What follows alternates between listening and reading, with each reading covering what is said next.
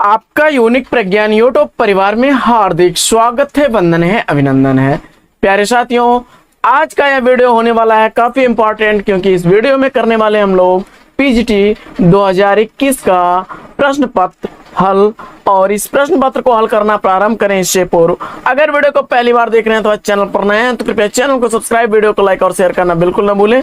तो बिना समय गंवाए प्रारंभ करेंगे पाठचर्या और देखेंगे आज की पाठचर्या का पीजीटी 2021 में हुए प्रश्न पत्र का पहला प्रश्न है साथियों कि भक्ति काल के किस कवि ने बरवय नायिका भेद ग्रंथ लिखा है। और इस प्रश्न का जवाब अगर आपने चयनित किया होगा बरवय नायिका भेद के रचनाकार के रूप में आपने रहीम को, तो बिल्कुल राइट आंसर के साथ हैं आप।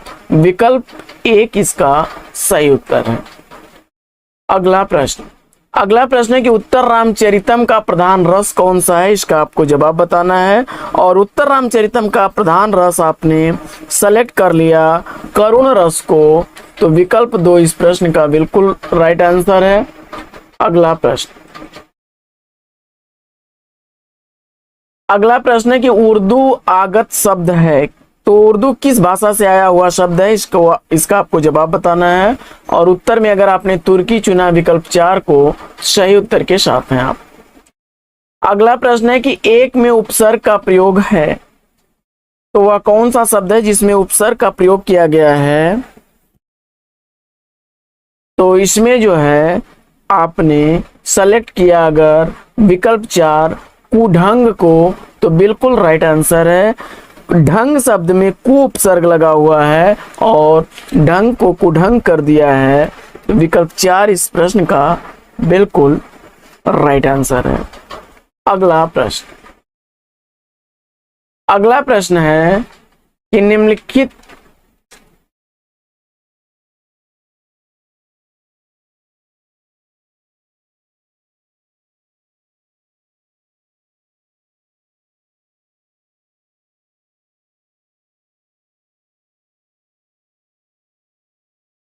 में से कौन सा अलंकार ग्रंथ नहीं है, इसका आपको जवाब बताना है। और प्रश्न संख्या 5 का जवाब अगर आपने चयनित किया होगा अंग दर्पण को, तो बिल्कुल सही जवाब। यह रसलीन द्वारा लिखा गया ग्रंथ है और इसमें जो है अलंकार ग्रंथ यह नहीं है। चौथा विकल्प इस प्रश्न का बिल्कुल राइट आंसर है। बढ़ते हैं अगले प्रश्न की तरफ।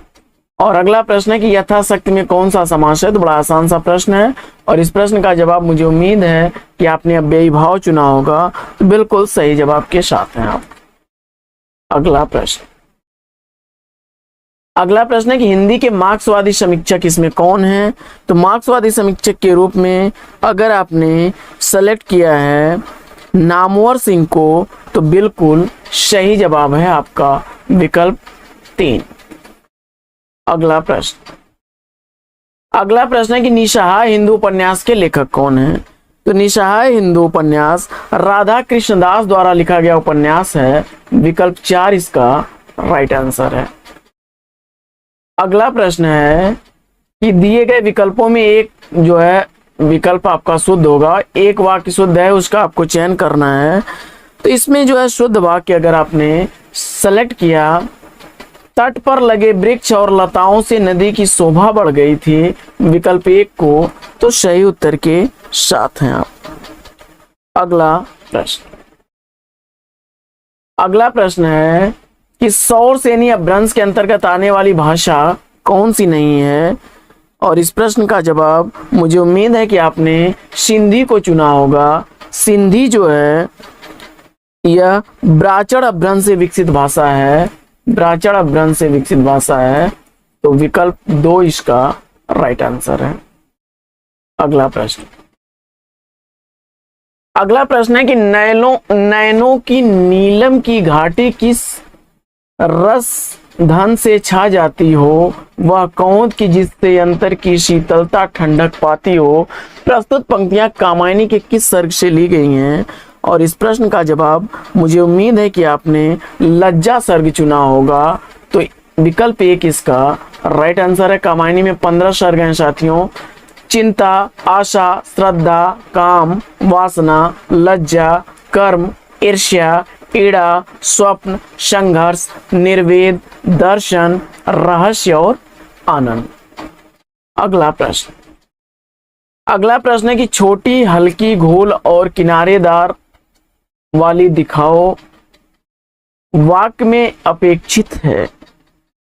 तो इसमें जो है अल्प विराम और पूर्ण विराम का प्रयोग सही नहीं किया गया है। तो इस हिसाब से जो है इसमें 3 अल्प विराम और 1 पूर्ण विराम नहीं लगा है। आइए बढ़ते हैं अगले प्रश्न की तरफ। अगला प्रश्न है कि हिंदी में मुक्त छंद के प्रवर्तक कवि कौन है, और इस प्रश्न का जवाब अगर सूर्यकांत त्रिपाठी निराला चुना आपने तो विकल्प 2 बिल्कुल सही जवाब। अगला प्रश्न है कि रत्ना का जोपम कथा पुस्तक का संबंध किससे है, और इस प्रश्न का जवाब अगर आपने सेलेक्ट किया ब्रज यानी सिद्ध से तो विकल्प 2 इसका राइट आंसर है। अगला प्रश्न, निश्चय शब्द में कौन सी संधि है, तो निह धन चय निश्चय बनेगा और विसर्ग के साथ स्वर का जब मेल होगा तो वहां पर विसर्ग संधि होगी। तो विकल्प 4 के साथ आप राइट आंसर के साथ।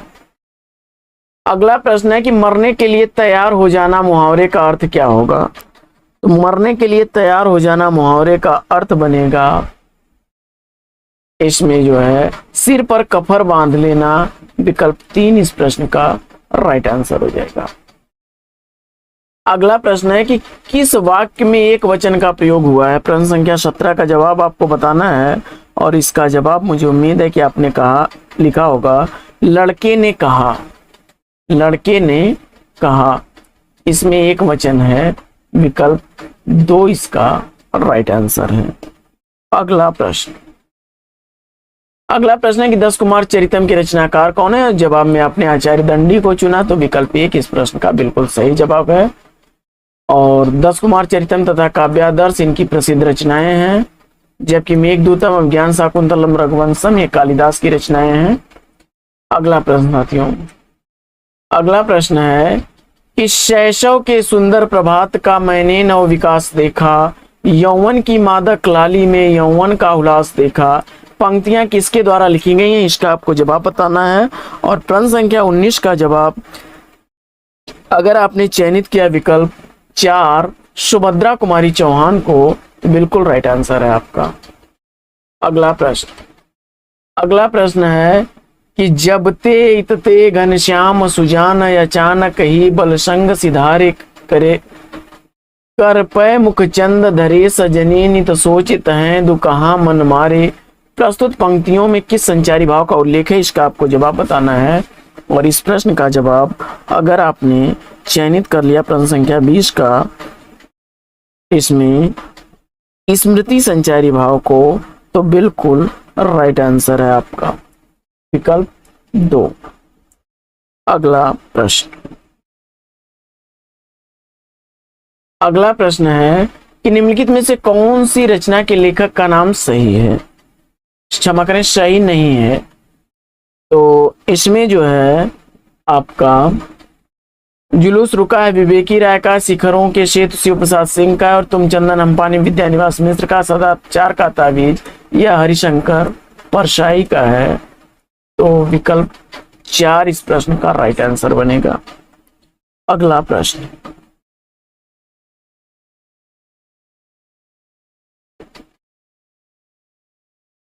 प्रश्न है कि कानों पर जूं रेंगना मुहावरे का अर्थ क्या होगा। कान पर जूं न रेंगना मुहावरे का अर्थ आपको बताना है। और इस प्रश्न का जवाब अगर आपने सेलेक्ट कर लिया बिल्कुल ध्यान न देना चौथे विकल्प को तो बिल्कुल सही जवाब।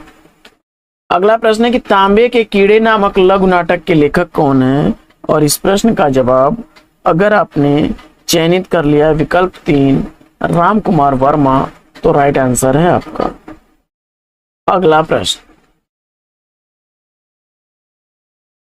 अगला प्रश्न है कि आपने क्या कहा सो मैंने नहीं सुना, वाक्य में अपेक्षित है।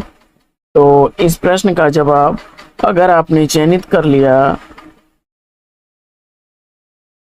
इसमें जो है एक प्रश्नवाचक चिन्ह और एक पूर्ण विराम चिन्ह। विकल्प एक इसका राइट आंसर है। अगला प्रश्न है कि छायावाद बड़ी सहृदयता के साथ प्रभाव साम्य पर ही विशेष लक्ष्य रखकर चला। छायावाद के संबंध में यह कथन किसका है? और इस प्रश्न का जवाब अगर आपने चयनित कर लिया आचार्य रामचंद्र शुक्ल को, तो विकल्प एक इसका राइट आंसर है। अगला प्रश्न है कि संवत 1631 करहु कथा हरिपद दर्शीसा उपयुक्त पंक्तियों में किस प्रसिद्ध ग्रंथ के रचना काल का संकेत किया गया है? और प्रश्न संख्या 26 का मुझे उम्मीद है कि आपने बिल्कुल राइट आंसर चुना होगा। तुलसीदास ने रामचरितमानस की रचना प्रारंभ की थी, तो विकल्प 3 इसका बिल्कुल सही जवाब। अगला प्रश्न है कि एक तत्सम शब्द इसमें से कौन सा है, उसका आपको जवाब बताना है। तो इसमें जो है डाकिनी शब्द जो है विकल्प एक तत्सम है। अगला प्रश्न, इसका जो है तद्भव बनता है डाइन। अगला प्रश्न है कि जगत शब्द में कौन सा रूप 3 विभक्तियों में एक सा चलता है?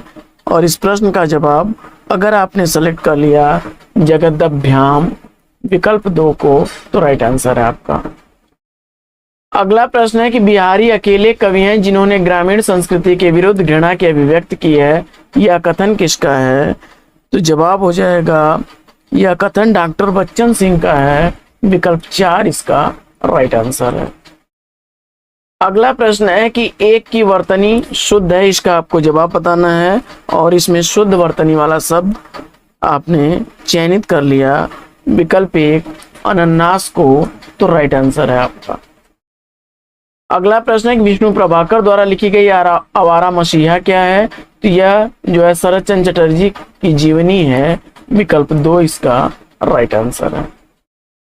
अगला प्रश्न है कि संथाली भाषा परिवार जो है, संथाली भाषा किस भाषा परिवार से संबंधित है? इसका आपको जवाब बताना है। और इस प्रश्न का जवाब मुझे उम्मीद है कि आपने ऑस्ट्रिक भाषा परिवार चुना होगा। विकल्प 3 को, तो राइट आंसर है। अगला प्रश्न है कि भ्रूण हत्या निबंध के लेखक कौन हैं? भ्रूण हत्या निबंध का रचनाकार आपको बताना है। और इसका जवाब अगर आपने महादेवी वर्मा को चुना है, तो बिल्कुल राइट आंसर के साथ हैं आप। अगला प्रश्न है कि निम्नलिखित में से किस रचना और उसकी विधा का नाम सही नहीं है? इसका आपको जवाब बताना है।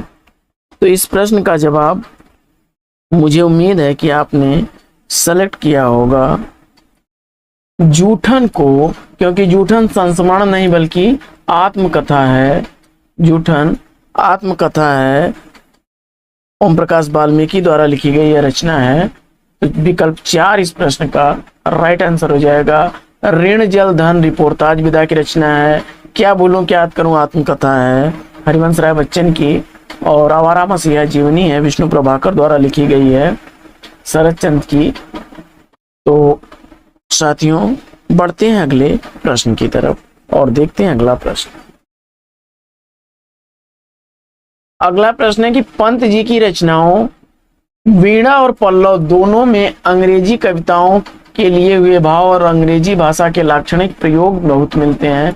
यह कथन किसका है? और इस प्रश्न का जवाब अगर आपने सेलेक्ट किया होगा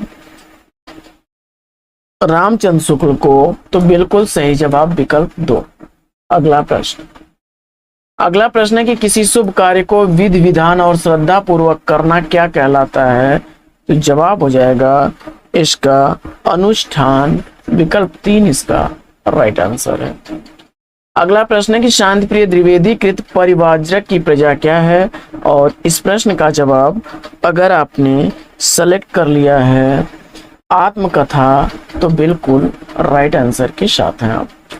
अगला प्रश्न है कि मनोहर श्याम जोशी का उपन्यास है, तो इसमें प्रश्न संख्या 38 का जवाब, अगर मनोहर श्याम जोशी का उपन्यास आपको बताना है, और मुझे उम्मीद है कि इस प्रश्न का जवाब आपने सेलेक्ट किया होगा कसब, तो बिल्कुल राइट आंसर है आपका। मुझे चांद चाहिए सुरेंद्र वर्मा की रचना है, दिल्ली दूर है शिव प्रसाद की रचना है, और कितने पाकिस्तान कमलेश्वर की रचना है।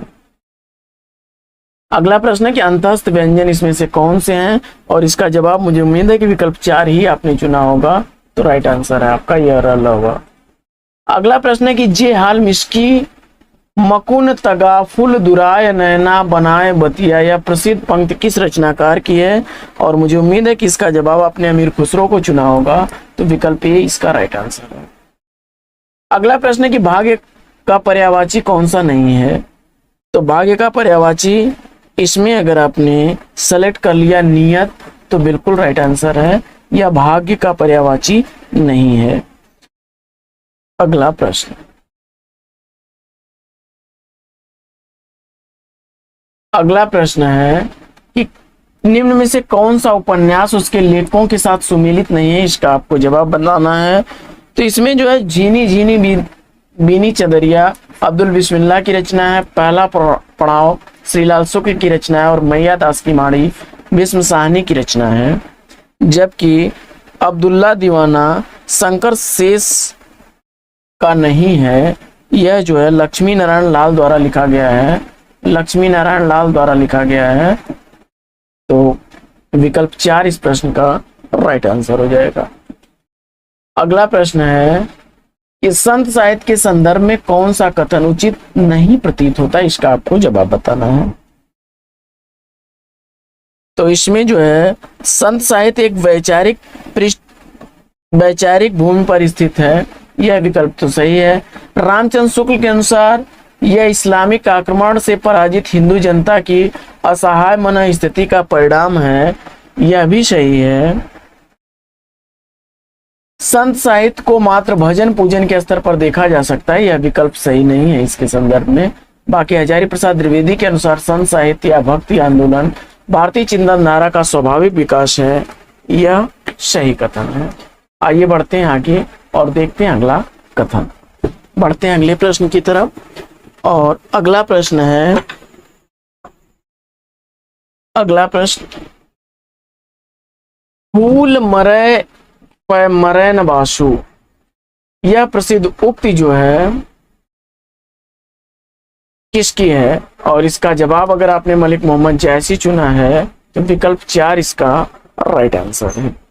आइए बढ़ते हैं अगले प्रश्न की तरफ और देखते हैं प्रश्न संख्या 45। जो मर रहा उसके लिए एक शब्द क्या होगा, और इस प्रश्न का जवाब अगर आपने मुमूर्षु विकल्प 2 को चुना है, तो राइट आंसर के साथ हैं आप। अगला प्रश्न,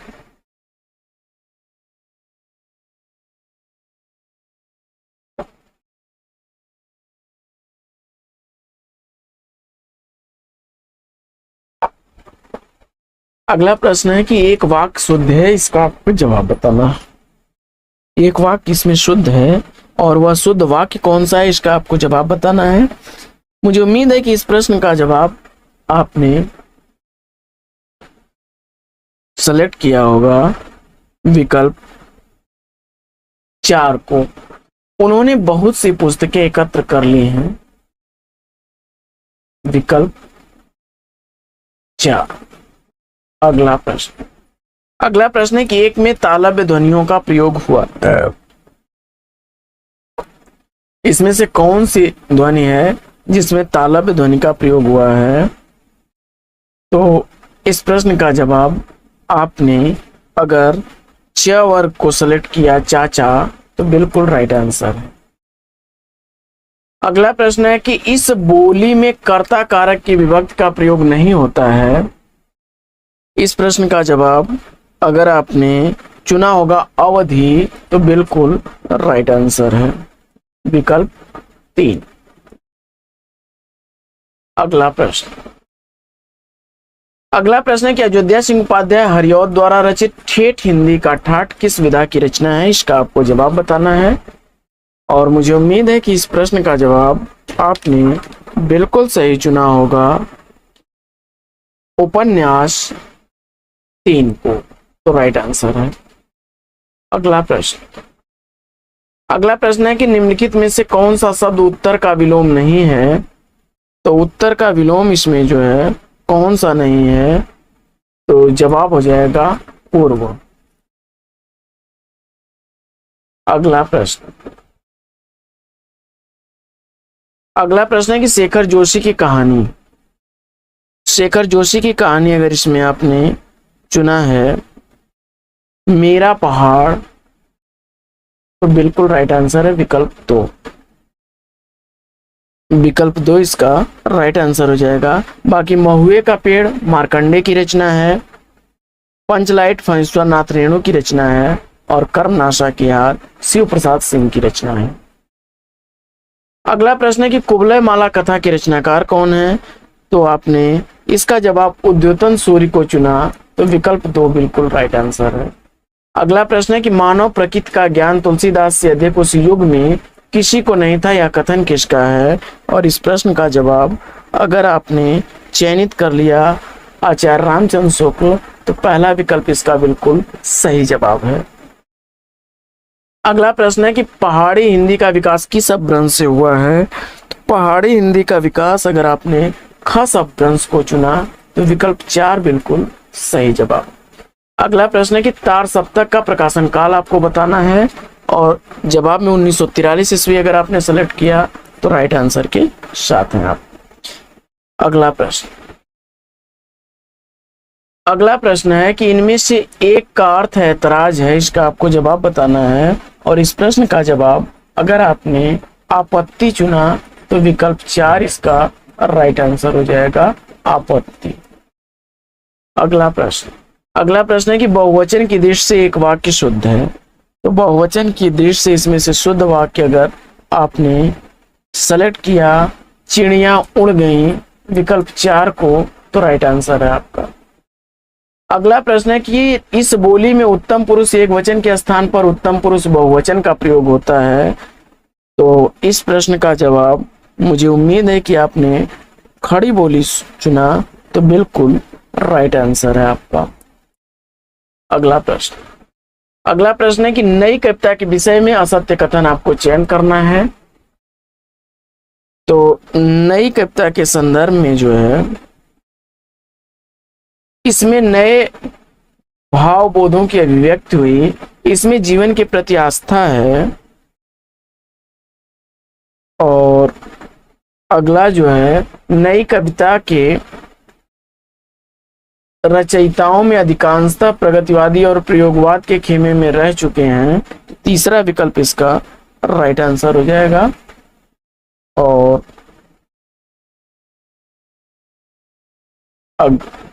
यह कथन जो है सही नहीं है। और यह कविता ह्रासो उन्मुख मध्यवर्गीय समाज के जीवन का चित्र है, यह कथन सही है। अगला प्रश्न है साथियों कि आंखें बिछाना मुहावरे का सही अर्थ क्या है। आंखें बिछाना मुहावरे का सही अर्थ आपको बताना है, और हृदय से आदर करना अगर आपने सेलेक्ट कर लिया, तो विकल्प 4 इसका राइट आंसर है। अगला प्रश्न है कि बचपन की स्मृतियां के लेखक कौन है। तो बचपन की स्मृतियां कृति का रचनाकार आपने चुना है राहुल सांकृत्यायन को, तो बिल्कुल राइट आंसर के साथ है। अगला प्रश्न है कि भक्तिकालीन रस सिद्धांत विषयक ग्रंथ कौन सा है।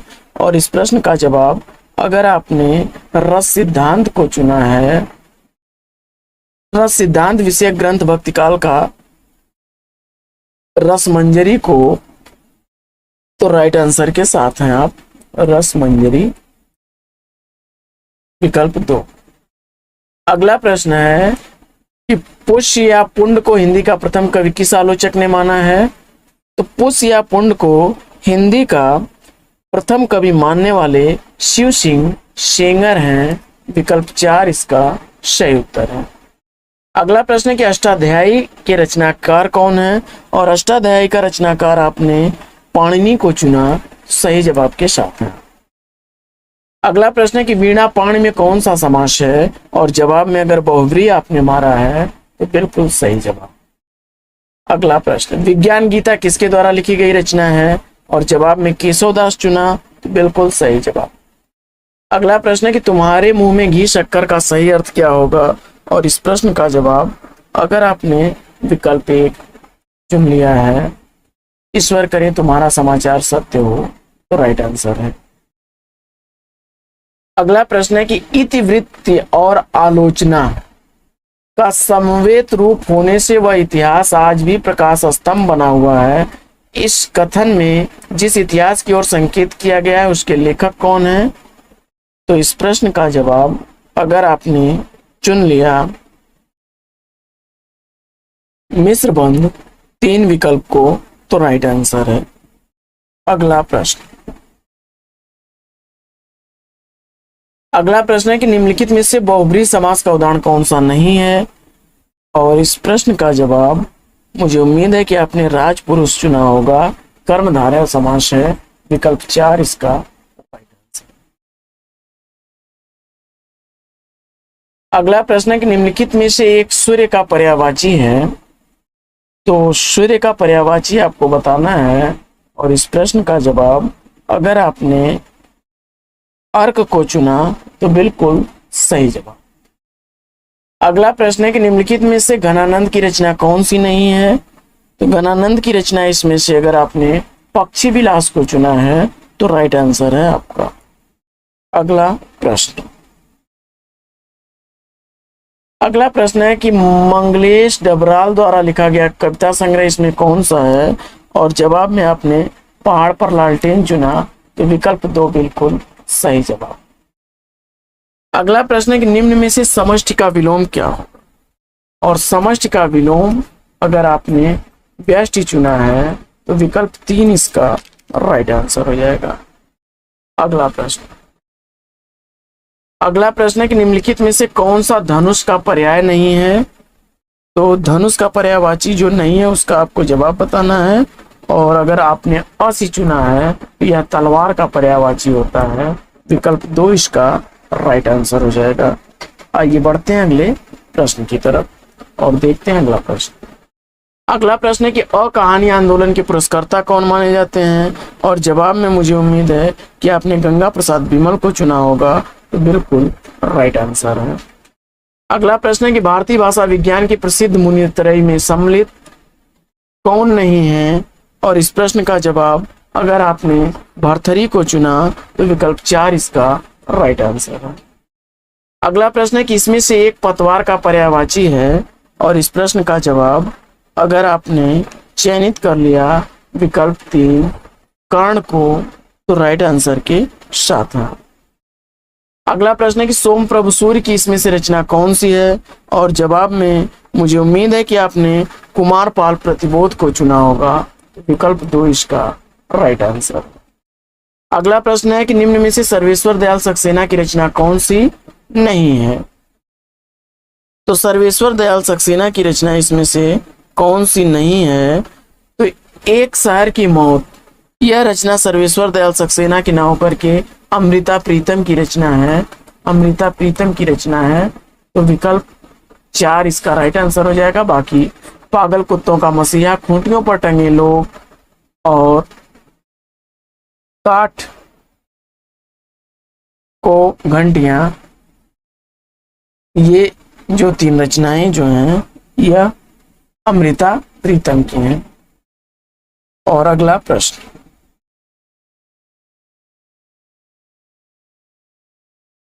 अगला प्रश्न है कि विलोम की दृष्टि से एक युग्म अशुद्ध है, इसका आपको जवाब बताना है। और उस प्रश्न का जवाब, अगर आमिक का निरामिक होता है, विकल्प 3 इसका राइट आंसर हो जाएगा। अगला प्रश्न, निर्गुण भक्ति काव्यधारा में उदासी संप्रदाय के प्रवर्तक कौन है? तो इस प्रश्न का जवाब, अगर आपने श्रीचंद विकल्प 3 को चुना, तो राइट आंसर है आपका। अगला प्रश्न है कि चलती चाकी देख के दिया कबीरा रोए, और 2 पाटन के बीच में साबुत बचा न कोय, प्रस्तुत दोहे में प्रयुक्त सप्तशक्ति कौन सी है? और इस प्रश्न का जवाब, अगर आपने लक्षणा सप्तशक्ति चुना है,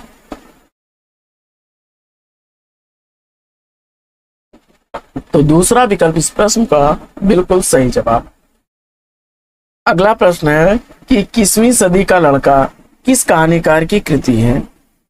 21वीं सदी का लड़का किस कहानीकार की कृति है, और क्षमा शर्मा उत्तर देकर के आपने इस प्रश्न का सही जवाब दिया है। अगला प्रश्न है कि घड़ों पानी पड़ना मुहावरे का अर्थ क्या है। तो घड़ों पानी पड़ना मुहावरे का अर्थ आपको बताना है, और उत्तर में अगर आपने विकल्प 4 अत्यंत लज्जित होना चुना, सही जवाब है। अगला प्रश्न है कि इनमें से एक विदेशी भाषा का शब्द है, वह शब्द कौन सा है, इसका आपको जवाब बताना है। प्रश्न संख्या 85 का सही जवाब, मुझे उम्मीद है कि आपने चुना है कतार विकल्प 1 को, तो राइट आंसर है। अगला प्रश्न, बूढ़े मुंह मुहासे प्रहसन के लेखक कौन है, और राधाचरण गोस्वामी, अगर इसका उत्तर आपने सेलेक्ट किया तो विकल्प 1 बिल्कुल सही जवाब। अगला प्रश्न है कि निम्न वाक्य में एक वाक्य में अपादान कारक का प्रयोग हुआ है, इसका आपको जवाब बताना है। तो अपादान से अलग होने के संदर्भ में, तो लड़का बाजार से लौट रहा है यानी बाजार से अलग हो रहा है, विकल्प 4 बिल्कुल सही जवाब। अगला प्रश्न, हिंदी के प्रथम अलंकार निरूपक आचार्य कौन है। तो हिंदी का प्रथम अलंकार निरूपक आचार्य में आपने केशव दास को चुना, तो विकल्प 2 बिल्कुल सही जवाब। अगला प्रश्न, नरसिंह जी का मायरा किसकी रचना है। तो नरसिंह जी का मायरा कृति के रचनाकार विकल्प 3 मीराबाई है। अगला प्रश्न है कि दोपहर में समास द्विगु समास होगा, विकल्प 1 इसका राइट आंसर है। अगला प्रश्न है कि ज्ञानपीठ पुरस्कार से पुरस्कृत कृति कौन है, और इस प्रश्न का जवाब अगर आपने विकल्प 4 चुना है चिदम्बरा को, तो बिल्कुल राइट आंसर है। 1968 ईस्वी का चिदम्बरा के लिए सुमित्रा नंदन पंत को ज्ञानपीठ पुरस्कार दिया गया। अगला प्रश्न है कि अमी हलाहल मद बरे सीत श्याम रत्नार अजियत मरत जुग जुग परत जय चितवत एक बार, उपयुक्त दोहे में अलंकार कौन सा है। तो इस प्रश्न का जवाब अगर आपने विकल्प 3 चुना तो राइट आंसर के साथ है। अगला प्रश्न है कि निम्नलिखित शब्दार्थों के युग में कौन सा युग गलत है, इसका आपको जवाब बताना है। और इस प्रश्न का जवाब अगर आपने उत्तरीय चादर विकल्प 4 को चुना तो राइट आंसर है। अगला प्रश्न, क्योंकि उत्तरी का अर्थ जो है कंधे पर रखे जाने वाले वस्त्र से होता है। अगला प्रश्न है कि चाय किस भाषा से आया हुआ शब्द है। चाय आगत शब्द है, तो किस भाषा का शब्द है, और आपने चीनी सेलेक्ट किया तो राइट आंसर है आपका। अगला प्रश्न है कि वारी शब्द का द्वितीय विभक्ति द्विवचन क्या बनेगा। तो वारी शब्द का द्वितीय द्विवचन जो है बनेगा आपका वारिणी, विकल्प 2 इसका राइट आंसर। अगला प्रश्न है कि एक दिन बोलेंगे पेड़ काव्य संग्रह के रचनाकार कौन है, और जवाब में अगर आपने राजेश जोशी को चुना है तो विकल्प 1 इसका राइट आंसर। अगला प्रश्न है कि कारण के अभाव में कार्य की उत्पत्ति होना किस अलंकार का परिचायक है, और प्रश्न संख्या 97 का जवाब अगर आपने विभावना चुना है तो विकल्प 3 इसका राइट आंसर हो जाएगा।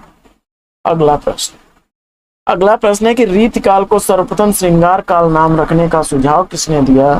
तो जवाब हो जाएगा रीतिकाल को सर्वप्रथम श्रृंगार काल नाम रखने का सुझाव आचार्य विश्वनाथ प्रसाद मिश्र ने दिया, विकल्प 2 इसका राइट आंसर है।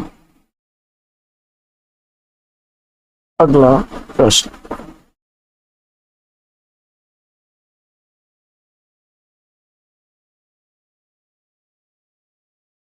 प्रश्न, है कि विलोम के देश से असंगत युग्म का आपको चयन करना है। विलोम के देश से असंगत युग्म का चयन आपको करना है, और प्रश्न संख्या 99 का अगर आपने सही जवाब चुना है विकल्प 4 साण साणी, तो बिल्कुल राइट आंसर है। अगला प्रश्न है कि मधु शब्द पंचमी विभक्ति के एक वचन का रूप क्या बनेगा। और आपने विकल्प 1 मधुने चुना तो राइट आंसर है आपका। अगला प्रश्न है कि प्रयोगवाद अपने आप में इष्ट नहीं वरन साधन है, जिसके प्रयोग से कवि अपने सत्य को अधिक अच्छी तरह जान सकता है और अधिक अच्छी तरह अभिव्यक्त कर सकता है। वस्तु और शिल्प दोनों क्षेत्र में प्रयोग फलप्रद होता है। यह कथन किसका है? तो जवाब हो जाएगा अज्ञेय का, विकल्प 3 इसका राइट आंसर। अगला प्रश्न है कि कबीर का भक्ति आंदोलन विद्रोह मूलक है, तो गोस्वामी तुलसीदास का प्रतिरोधात्मक। यह विचार व्यक्त करने वाले कौन हैं? और इस प्रश्न का जवाब मुझे उम्मीद है कि आपने चुना होगा डॉक्टर बच्चन सिंह को। डॉक्टर बच्चन सिंह का यह कथन है, विकल्प 3 इसका राइट आंसर। अगला प्रश्न है कि जहां उपमेय का प्रतिषेध कर उपमान की स्थापना की जाए वहां अलंकार कौन सा होता है? इस प्रश्न का जवाब हो जाएगा विकल्प 4 अपुर्हुति। अगला प्रश्न है कि अस्था धातु का विधिलिंग लकार प्रथम पुरुष एकवचन क्या बनेगा? और इस प्रश्न का जवाब अगर आपने विकल्प 1 चुना है तो राइट आंसर है आपका। अगला प्रश्न है कि तुलसीदास चंदन विषय निबंध के लेखक कौन है? और हरिशंकर परसाई अगर आपने उत्तर में चुना तो राइट आंसर है आपका। अगला प्रश्न है कि मैं तुमसे टेलीफोन पर बात करूंगा, इस वाक्य में टेलीफोन पर किस कारक में प्रयुक्त हुआ है? और आपने करण कारक सेलेक्ट किया तो बिल्कुल राइट आंसर है आपका करण कारक। अगला प्रश्न, जिसे तत्काल उचित उत्तर या उपाय सूझ जाए उसके लिए एक शब्द क्या बनेगा? और आपने प्रतिपन्न मत विकल्प 3 को चुना तो राइट आंसर है आपका। अगला प्रश्न है कि निम्नलिखित में से अव्ययी भाव समास का उदाहरण आपको बताना है। और इस प्रश्न का जवाब आपने सेलेक्ट किया रातों रात तो विकल्प 1 इसका राइट आंसर है। अगला प्रश्न है कि निम्न में से कौन सा सुमेलित नहीं है? इसका आपको जवाब बताना है। तो मधुमालती के रचनाकार कुतुबन नहीं है, यह मंझन की रचना है, विकल्प 4 इसका राइट आंसर हो जाएगा। अगला प्रश्न है कि किन्नर देश में किस विधा की रचना है? और इस प्रश्न का जवाब अगर आपने यात्रा साहित्य चुना है तो चौथा विकल्प इसका राइट आंसर हो जाएगा। राहुल सांकृत्यायन द्वारा लिखा गया यह यात्रा वृतांत है। अगला प्रश्न है कि निम्नलिखित में से कौन सा वाक्य शुद्ध है? इसका आपको जवाब बताना है। और इस प्रश्न का जवाब अगर आपने सेलेक्ट किया शब्द केवल संकेत मात्र है, विकल्प 3 तो राइट आंसर है आपका। अगला प्रश्न है कि जहां उपमेय स्वयं अपना उपमान हो वहां अलंकार कौन सा होगा? तो वहां अन्वय अलंकार होता है, विकल्प 4 इसका राइट आंसर है। अगला प्रश्न है कि रस सूत्र के किस व्याख्याता ने रस निष्पत्ति की प्रक्रिया की पुष्टि चित्त तुरंग न्याय के आधार पर की है? और इस प्रश्न का जवाब अगर आपने विकल्प 1 शंकु को चुना तो पहला विकल्प राइट आंसर है। अगला प्रश्न है कि जो कम खर्च करने वाला हो के लिए एक शब्द क्या बनेगा? और इस प्रश्न का जवाब अगर आपने सेलेक्ट कर लिया मितव्ययी तो विकल्प 2 इसका राइट आंसर है। अगला प्रश्न है कि हिंदी के किस आचार्य ने छल नामक संचारी भाव को प्रचारित किया है? और जवाब में अगर आपने देव को चुना तो राइट आंसर है आपका। अगला प्रश्न है कि अजीर शब्द का अर्थ आपको बताना है। और इस प्रश्न का जवाब अगर आपने आंगन चुना है तो राइट आंसर है आपका विकल्प 2। अगला प्रश्न है कि निम्नलिखित में से एक रचना राष्ट्रीय सांस्कृतिक धारा की नहीं है, उसका आपको जवाब बताना है।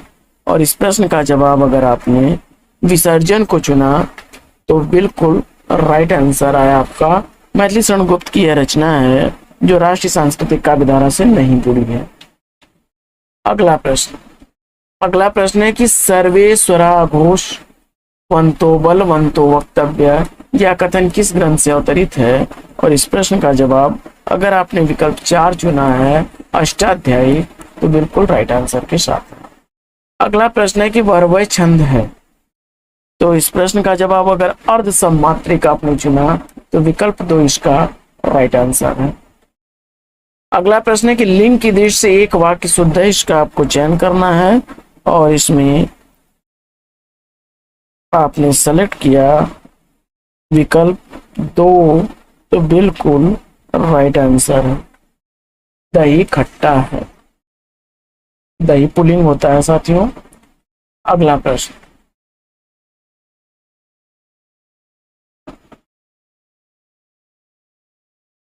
अगला प्रश्न है कि कान्हा शब्द है, तो कान्हा कैसा शब्द है इसमें आपको बताना है और जवाब में आपने तद्भव चुना तो बिल्कुल सही जवाब है विकल्प 2।